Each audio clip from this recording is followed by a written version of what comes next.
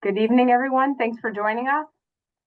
We'll start with some quick introductions. This is the Massachusetts Guide to Lake Management 2025. We're going to do some quick introductions, and then we will have a short PowerPoint presentation to kind of go over the changes in this guide. And then we'll follow that with an opportunity to take a look at the website that we've set up to collect public comments and kind of walk through that. So if you have any questions as we move forward, feel free to put them in the chat at any point. You can also use the raise hand function. And I'll start with introductions. My name is Ann Carroll. I'm with the DCR Office of Water Resources, and I will introduce the rest of our team. I'll turn it over to Kara. Hi, everybody. Kara Slawski. I am also with DCR, but the program manager for the Lakes and Ponds program. Jim Straub, DCR Lakes and Ponds. Todd? Todd Richards, Mass Wildlife. Hand it over to Mia. Mia McDonald, Mass DEP Wetlands, Boston. Hello, everyone. Kara's going to share some slides with us. We're going to go through the new and updated changes of this guide. And then we're going to go through the website where we set up to have comments submitted to us so we can formally answer questions, reply to you, and actually update the entire public with all of the questions that do arise in such a large document. Those of you that were here for the original one realize that it is a very lengthy process to get something like this approved with a certificate and up and running. So this is the new name, the Mass Guide to Lake Management in 2025 for plants and aquatic algae. Next slide, please. Just here's some of the bulleted updates. The original GEIR, which is what we called it, was developed in the late 90s and 2000s. Over the last 2 decades, all of us in the agencies have realized that there has been, large advances in either herbicides or management techniques or even permitting requirements. So it was a definite need to be updated. Again, the regulations and some of the additional permitting weren't up to date in the 2004 document. So this guide does now incorporate the old GEIR, the old practical guide, and utilizing DEP's earlier guides in lake management into one big MassGLM. Next slide, please. So what is this guide for? This guide is to provide guidance for lake and pond managers, conservation commissions, citizens groups, and other agencies on aquatic planet management issues within your freshwater lakes. It's a basis for more consistent and effective lake management in the Commonwealth. And the way that is it kind of puts everybody on the same page. It gives us an outline of what needs to be done according to all of us, all the agencies, to permit a project. And this describes technical approaches and management options. As many of you know, there's not one way to solve a problem or at least attack a problem. So that is something that this guide also gets into, is how you can make a management plan or a decision tree on how and what type of management you want to do for your lake. Next slide, please. What this guide is not for. This isn't a fisheries management guide. So if you said I have too many whatever fish in your lake, this is not for that. This is also not for dam safety or flood control. If you're having issues with your dam, that we have a dam management agency, dam safety at DCR, that you would contact for this. And other lake work that is not related to algae or aquatic plant management. Say you wanted to put in a long dock on your lake, this is not what you should do in order to get that permitted. This is not that document. Next slide. So one of the biggest helpful updates of this whole thing is this whole, I think it's 450 pages now, is all electronic. It's all online. We don't have the what we used to call the doorstop anymore. And throughout the document, there are hyperlinks. So if you want to learn about more about cyanobacteria, or if you want to go to a permit that is being required for through DEP or natural heritage, these hot links will be highlighted. You can click on them and it takes you right to that page. There's also references in here where it explains terminology that may be difficult for familiar people with words that or techniques that you're not familiar with. You're able to click on the hyperlink. It will take you to another web page and inform you that way. So I think that's a huge improvement. It's searchable. It's all online. The chapters are linked, so you can just go to right where you want. Next slide, please. So we separated frequently used techniques and alternate or rarely used techniques in this document. And the reason we did that is that there's a lot of these frequently used techniques are deemed accessible. They're acceptable. They're used a lot in Massachusetts. They are permitted very often. They're well researched. There's a lot of data behind them. So these are things that all the agencies and even the non-agency reviewers felt that, these are used a lot. We know a lot about them. If you follow these certain rules that are in the MassGLM here, you're able to just go right ahead and, do these with the proper permits. Whereas the alternative techniques, they're not accepted in this state. They're very rarely applied, or they really don't have enough of a track record or data for us to allow just a very simple review and permitting process. Now, that doesn't mean that it can't be, those alternative techniques can't be used, but there's a lot more information that may be needed in order to proceed with those. Next slide. So some of the frequently drawn down or frequently used lake management techniques: drawdown, chemical treatment, harvesting, dredging. These techniques have been used. They've been documented well. We know the pros and cons and the results. We know what permits are needed, what tests are needed. So these are pretty familiar to the agencies, and we felt very confident that the scientific methods and the data requirements that we did or have and we updated for the permitting are adequate for this guide.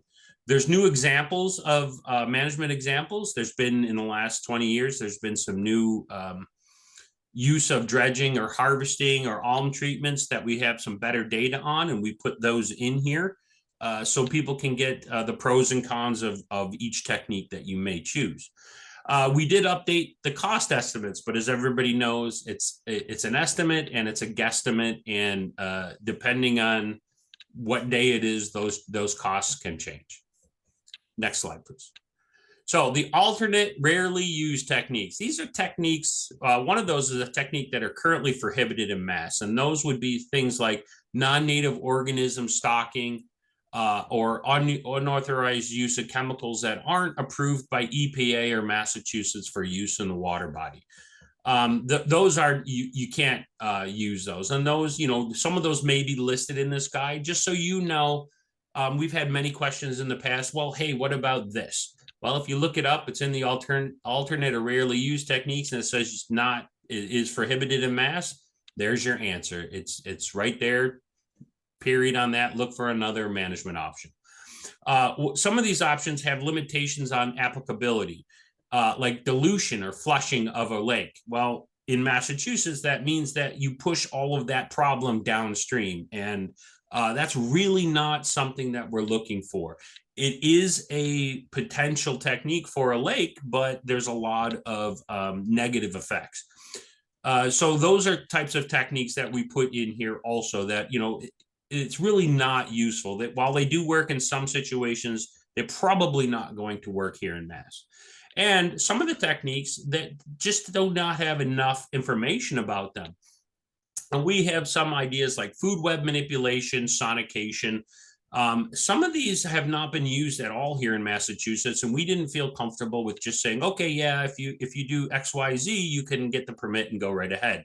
That doesn't mean that these cannot be used, and we will be working with other agency representatives in the next hopefully the next few months, on developing a process on how to address these new techniques. But right now, we just said, hey, you know, they're too new, too unknown. We might need a lot more data. We probably suggest that you shouldn't just use this generic guide. You should really go in for more data for those techniques. Next slide, please. So some of the great helpful updates. There are new herbicides in here, Massachusetts. Some of them have new application rates, and some of them are actually refined to be very specific for species specific, and we have data on it, which is a great update for us. We have some of our great vendors that are able to apply things at much lower doses in much specific areas, and we get much better results without impacts to other organisms. All that data was not in the 2004 guide, or the chemical wasn't even certified then. So, or the herbicide wasn't certified then. So we've updated those sections. Next slide. Here's another big helpful update is we consolidated all the permitting required into one chapter. If you were familiar in the old guide, it kind of went through each chapter. Each technique had its old permits and what was needed. In this guide, we've put all the permitting requirements into one chapter. We've also made them hot links, so you can actually go and look at what you need or what the permit, you can find the permit that you need to fill out. And we actually have, and I'll show you in the next slides, is a decision tree on how to figure out which permit you are going to be required depending on what technique you want to use. Next slide, please. So as you all know, and I'm sure I can see even though your cameras aren't on, I can see your heads nodding. One of the most difficult aspects of lake management is the permitting, because there's so many different factors involved, so much different data, different agencies. We've heard this from many different people that they just didn't know where to go.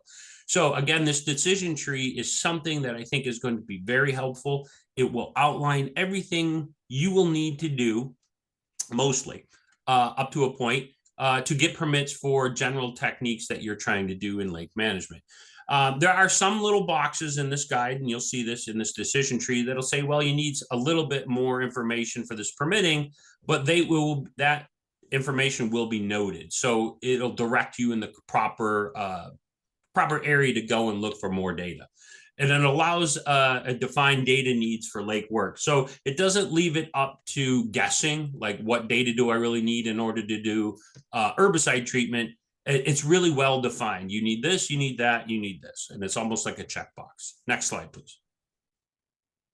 So I know this is very hard to read, and you don't need to, because it'll be in the guide, and we'll show you in a minute on the website how to review this, but this is what the decision tree looks like. And Kara, if you can go to the next slide. So this is an example of using it in a pond in Quinsigamon by Worcester. So it starts out at the top left corner, and these are just yes or no questions. So each one of these, does MESA apply? And in here, in the guide, it tells you when or MESA would apply. If it doesn't or it does, you go to yes or no. If it goes to yes, you go down to the next box, and then you have a decision of yes or no, and you keep going like that. Each box has a definition. You can see down in the bottom right-hand corner, and what you'll need for those box descriptions, or what they even mean, ELRP, NOI, things like that. Those definitions will be in this permit section. So you're able to walk yourself through it, or your lake association is able to kind of go through and find out what permits are really required. Why is this important? Number one, it really defines and outlines an easy process to choose and look at what permits you will need as a homeowner or a lake association in order to do work. The other thing is it helps the Conservation Commission know what permits they're going to be asking for, or what should be submitted in order to get the work done. As you can see, this is a very complicated process for permitting. I'm very happy the way this turned out. I think everyone is. And it clearly outlines the process. Now, while it doesn't make the process easier, it makes it much more clear defined on what ones you need to get, and what you don't need to get if you're doing other management techniques that may or may not need certain permits. Next slide. So here's some other new updates. There's definitely changes on the drawdown requirements. One of the things that we found in the old guidance was there wasn't a lot of post data, and we are going to be looking at that. The drawdown, this guidance allows drawdown without a MIPA review. So we've added some more criteria for the drawdown. Now this can be done for any aquatic plants in the system. But there's going to be a lot more pre and post monitoring requirements. This drawdown for non-native plant control or anything that's, in that littoral zone. And there's some requirements there that are going to ask for long-term. And I think we discussed, a few years monitoring with this. In the past, we saw that long-term monitoring was neglected. And, we really need data on the effects of everything that the drawdown is addressing. So those new requirements are in this guide. Next slide, please. So this QR code will take you to the website where you can review this, but there's no need to do that right now because we're going to take you there ourselves. And then you can push the next slide. Yeah. So if you would follow the QR code or you go to our website and in the alert notice boxes, there's a highlighted Mass Guide, a hyperlink there. You click on that hyperlink and it takes you to this web page. We set this web page up with a consultant in order to track and monitor the comments on the document. Why that's important is we are hoping to submit this to MIPA review for a certificate through the state. And in order to do that, we have to show that we submitted it to the public for public review. We also want to be able to address your public's comments appropriately. There's going to be, and you're going to see in the coming slides here, spelling errors or graphic errors, which are easily taken care of. But then there's some really hardcore, like technical errors where someone may disagree on some of the technical information that we have in the document. That type of information we would like to reply to directly to the person. And then we're also going to be posting all the questions and answers on our website without your email addresses for the public review. So others may say, hey, yeah, I had that same question, or I saw that also. So, and the other thing too, tracking this is if we get 500 comments on one area or a certain paragraph, then we realize that maybe this is something, that area we need to readdress, rewrite, or correct. So when you go to the website that we have, the review website, it's going to say the Mass Guide to Lake Management. It's going to have an introduction tab. You can see that's highlighted. That introduction tab is just what I just went over right here. Just goes through the purpose of that and the next steps. And so the next steps are we're going to be rolling out the guide to the public. We hope to have all the public comments done by May 16th. And then we're going to be compiling those. So at the end of this, you push continue. This second slide is very important. Enter your contact information. So you can go down. Anything with a star is required. Anything without a star, you do not have to enter. So you can if you want. We are not going to be using any of this information for anything except getting back to you with your information. You put down your agency or how you are invested in this. And that's also important for us too, because we want to be able to answer you properly or, in accordance of how you are related to the lake. And then the name of your affiliation. And I says I'm with DCR. Then you push continue. So now this tab right here is just an overview of what's going to be on the final tab. So this is set up, the review process is set up like this. You have steps 1 through 5. The first step asks you to choose which chapter you're working on. The second step asks you to choose what type of comment you are addressing if you have a comment on the document. The third step asks you to put in what line number it is. And I think at last we had either 12 or 14,000 lines. So that is very important for us because we want to be able to have someone say, well, at line 2,834, we had an issue. I don't want to have to search through the whole document for the misspelling of the word the. Also, one of the important things about inputting the line number is if it's for a graphic comment, you input the line number that is closely related to the graphic or directly across of it, and we'll figure it out. Also, if you have a comment on an entire paragraph or an idea or a thought, you can put the highlight, you can put the start of the line number and then the end of the line. So, or the end line of that paragraph, and that will highlight what we're looking at. You then get to enter your comment, and it could be anything, you know, whatever you're commenting on. We'll go on that in the next tab, and then you re-enter your email address. Now, this has to be done each time because, and it should populate on its own. It should pop up on its own every time when you click on the box. Because we want to relate your question with your email address so we're able to get back to you. So all of the questions will come in with your email address associated with them. We'll answer those questions and then email you directly back with those answers. We will then, on the overall spreadsheet, remove everyone's email address and then post all the questions and answers. We felt that this was important because we didn't want to send people a spreadsheet of 30,000 questions and answers if they only ask 2 or 3 questions. If you are interested in all of the questions, you may go to the website, our website, DCR Lakes and Ponds. At this, you push continue. So you will come to the 4th tab. On the 4th tab, this is the actual review of the MassGLM. So after you register one time, after you go to this web page once, every other further time, you would just go back to this comment on MassGLM because you will be saved in the system.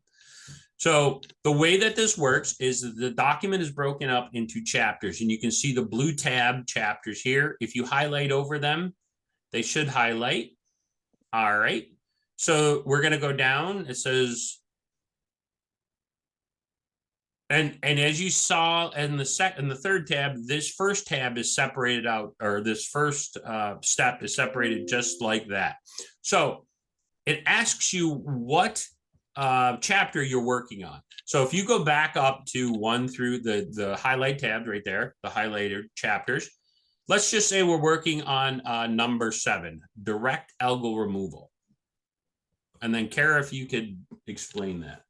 Sure. So as everybody could kind of just see, those blue links bring you directly to the chapter at hand that you want to potentially comment on, read, review, whatnot.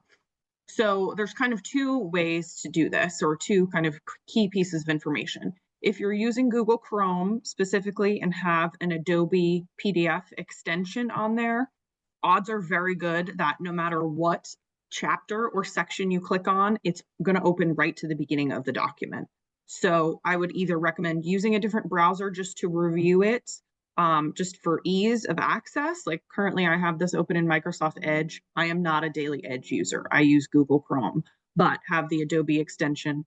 Or you can just turn the Adobe extension off in your Chrome settings. It's not difficult. It's just an on-off switch, but whatever's easiest for you.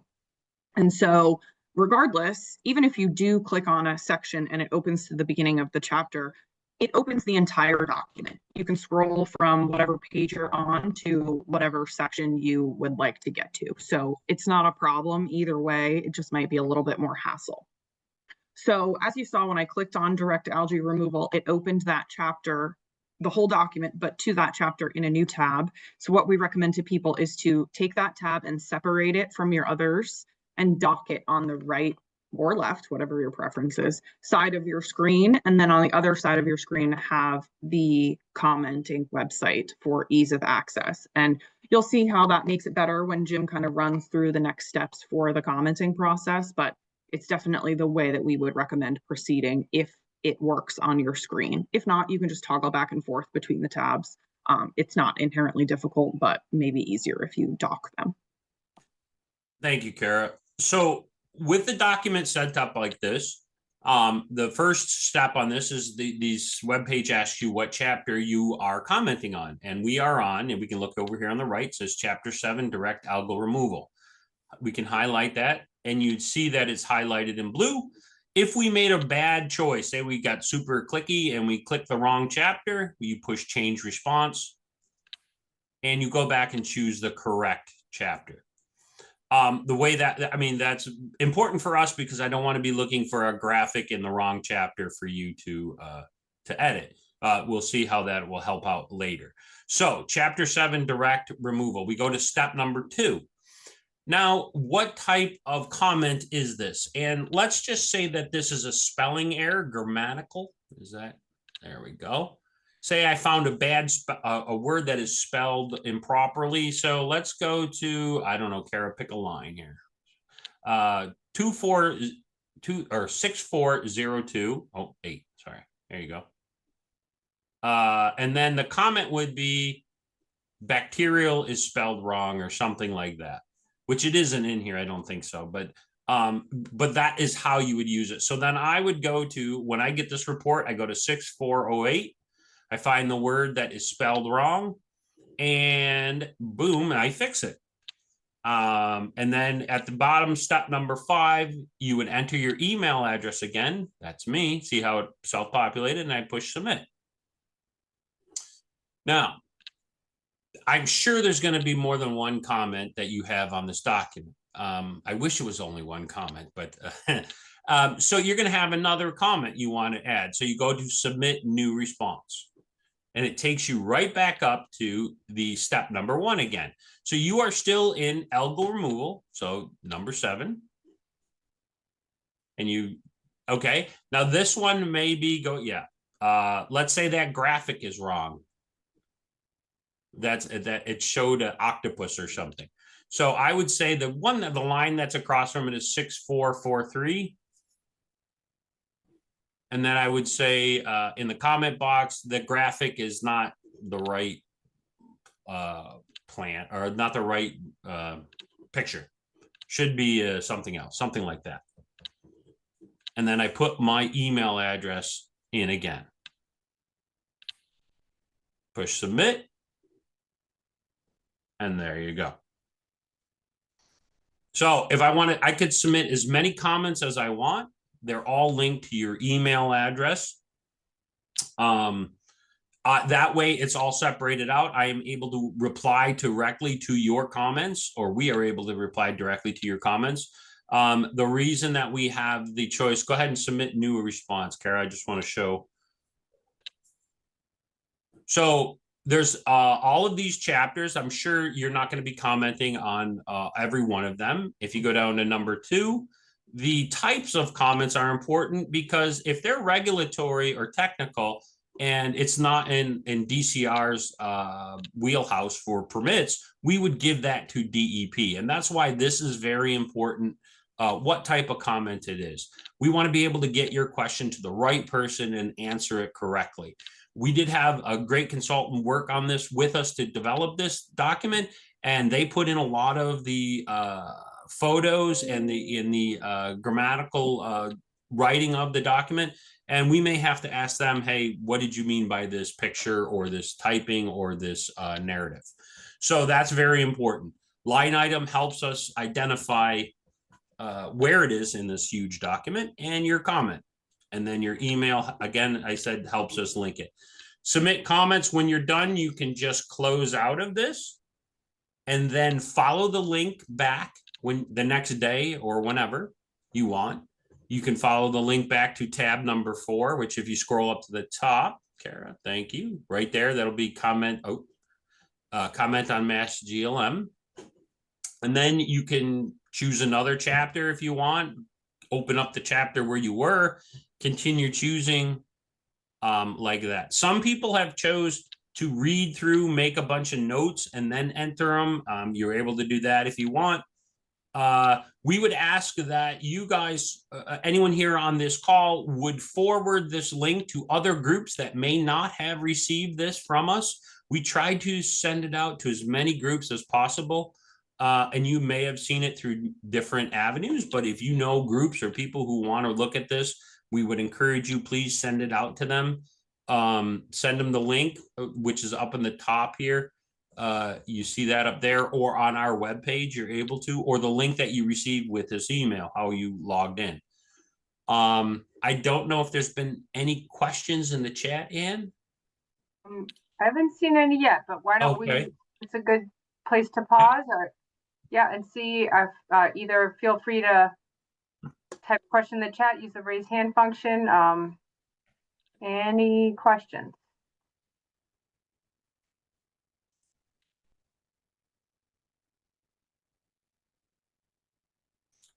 Is there any comments? Again, DEP and Mass Fish and Wildlife and a DAR all helped us. Oh, yeah. Okay. Jen, please go ahead. And then Lisa.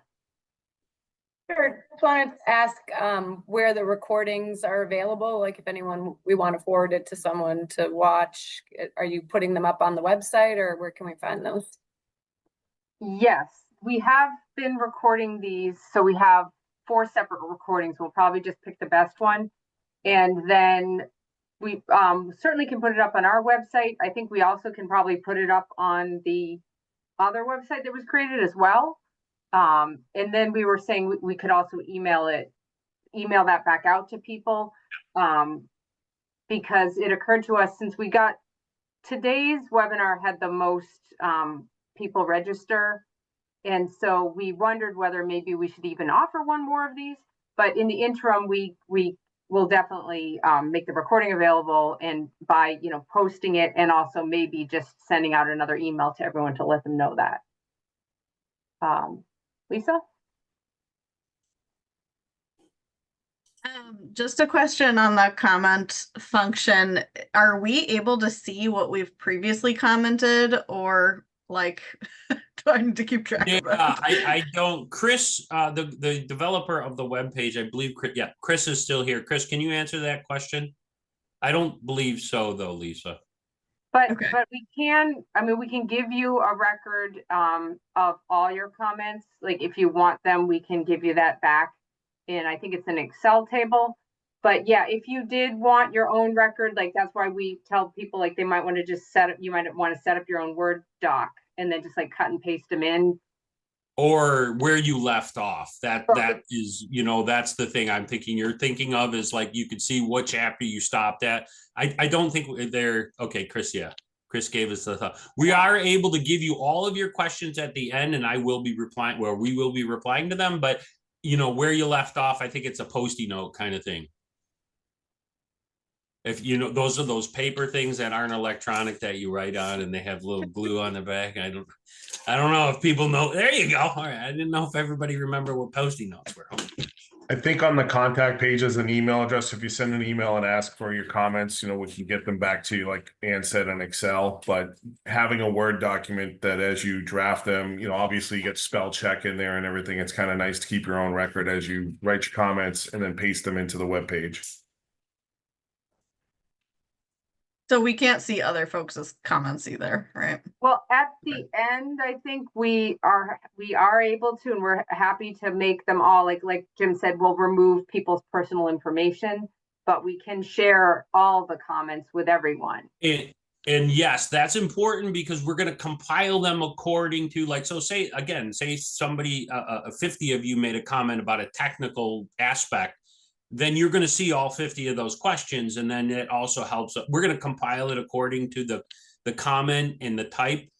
We will remove people's email addresses. So that way, but yeah, I think that's very important, because that kind of directs us towards problems everyone's seeing versus someone doesn't like the color of algae in a photo or something,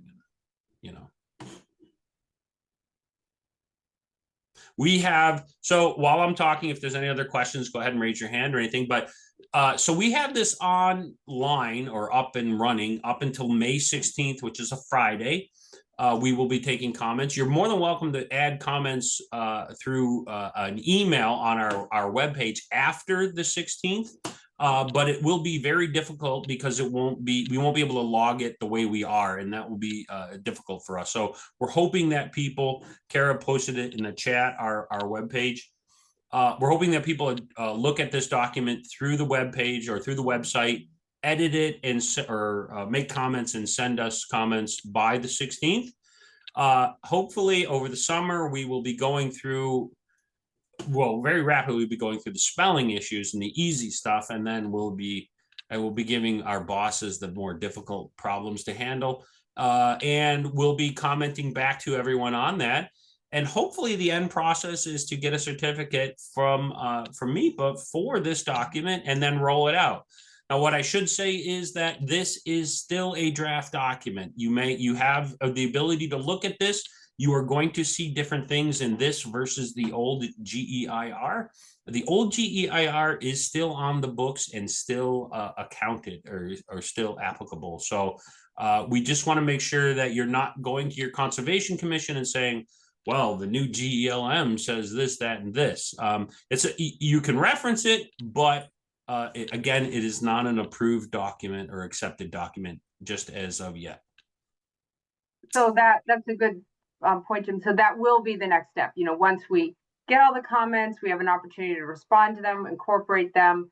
Then our plan is to go ahead and notice this in the environmental monitor and start that official process of going through the MIPA process. So that will be one more opportunity for folks to, again, kind of review and comment through that process. But, we, in speaking with MIPA, we thought it made sense based on their guidance to offer this more informal process first, because it just gives us more time and more flexibility to gather and respond to comments and get the document in shape, better shape before it goes through MIPA.